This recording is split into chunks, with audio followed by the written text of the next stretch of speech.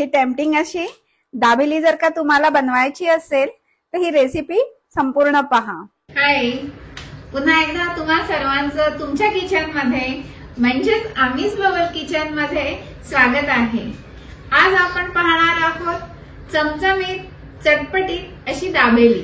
आज आपण जी दाबेली बनवणार आहोत, ही दाबेली जी आहे ही आपण त्याचा मसाला त्याचप्रमाणे त्याच्यासाठी असणारे मसाला शेंगदाणे हे आपण आज आपल्या किचन मध्ये बनवणार आहोत। चला तर पटकन रेसिपीला सुरुवात करूया।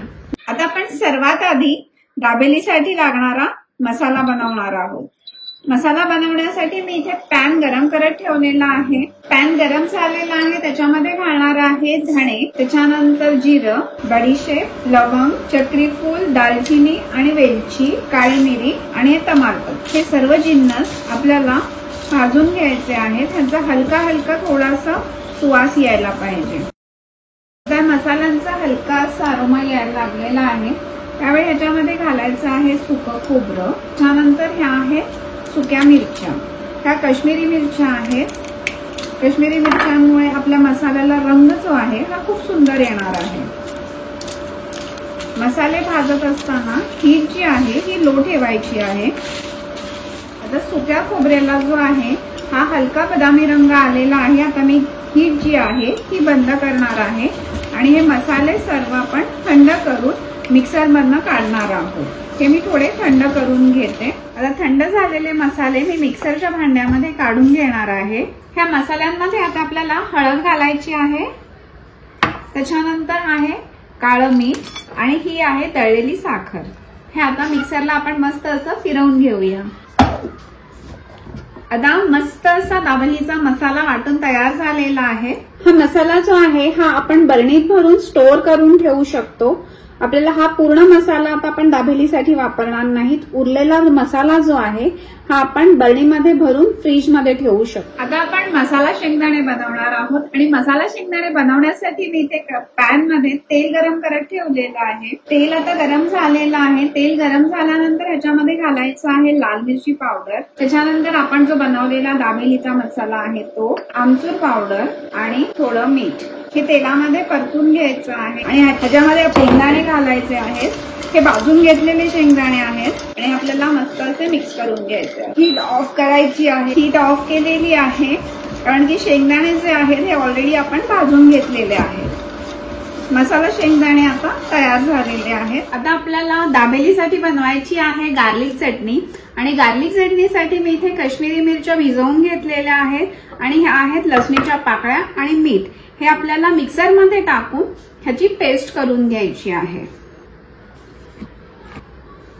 आता हे सर्व जिन्नस मी मिक्सर मधनं वाटून घेणार आहे। इथे आपली मस्त असं स्पायसी लसूण चटणी वाटून तयार झालेली आहे। इथे तुम्ही पाहत असाल ह्याचा रंग किती सुंदर आलेला आहे। आता इथे एका भांड्यामध्ये मी तेल गरम करत ठेवलेलं आहे आणि तेल गरमही झालेलं आहे। तेल गरम झाल्यानंतर त्याच्यामध्ये घालायचं आहे आपण मस्त असा बनवून घेतलेला दाबेलीचा मसाला। मसाला थोडासा तेलामध्ये परतून घ्यायचा आहे। तेलामध्ये मसाला परतून झालेला आहे। आता ह्याच्यामध्ये टाकायची आहे ही चिंचगुळाची चटणी।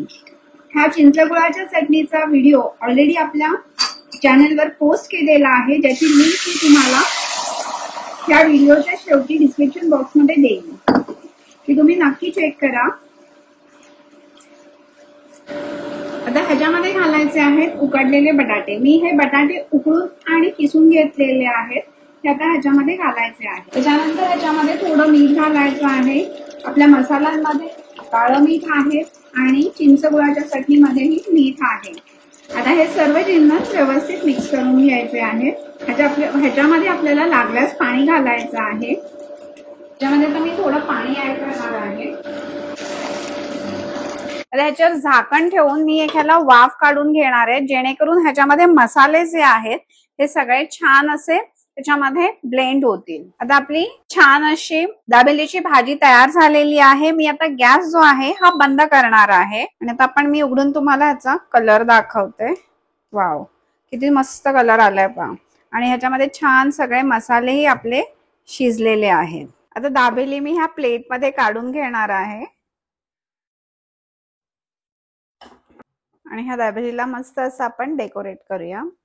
आधी त्याच्यावर मी घालणार आहे मसाला शेंगदाणे, त्याच्यानंतर घालायचे आहेत डाळिंबाचे दाणे आणि छान अशी कोथिंबीर. आता इथे आपली सगळी तयारी झालेली आहे. आता मी पाव जे आहे हे असेंबल करून घेणार आहे. ह्याच्यासाठी मी दाबेलीचे जे पाव येतात ते घेतलेले आहेत. पाव जो आहे हा मधून कट करून घ्यायचा आहे. आता आपण आधी पावाला चटणी लावणार आहोत. ही आहे आपली खजुराची चटणी. ह्या साईडला आपल्याला लावायची आहे आपण मगाशी बनवलेली लसूण आणि मिरचीची चटणी. त्याच्यानंतर ह्याच्यामध्ये आता घालणार आहे दाबेलीची भाजी. त्याच्यावर घालायचे आहेत मसाला शेंगदाणे. त्याच्यानंतर घालायचा आहे कांदा. त्याच्यानंतर मी परत थोडी भाजी घालणार आहे, मसाला शेंगदाणे, कांदा. आपण हे बंद करणार आहोत. इथे पॅन गरम करून घेते. त्या पॅनवर आपल्याला बटर घालायचं आहे आणि आपली छान अशी दाबेली शेकून घ्यायची आहे. आपण ह्याला वरूनही बटर लावणार आहोत.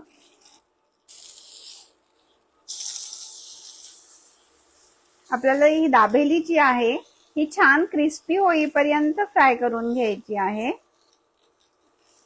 वाव, पाव वरून छान असा कडक झालेला आहे. ह्याच्यावरती थोडीशी शेव घालायची आहे आणि आता आपली दाबेली जी आहे ही खाण्यासाठी तयार झालेली आहे. चटपटीत आणि चमचमीत अशी दाबेली आता तयार झालेली आहे. ही रेसिपी तुम्हाला आवडली असेल तर लाईक करा, शेअर करा आणि चॅनल सबस्क्राईब करायला म्हणजेच अमीज ग्लोबल किचनला सबस्क्राईब करायला विसरू नका. बेल आयकॉनवर प्रेस करा. थँक्यू.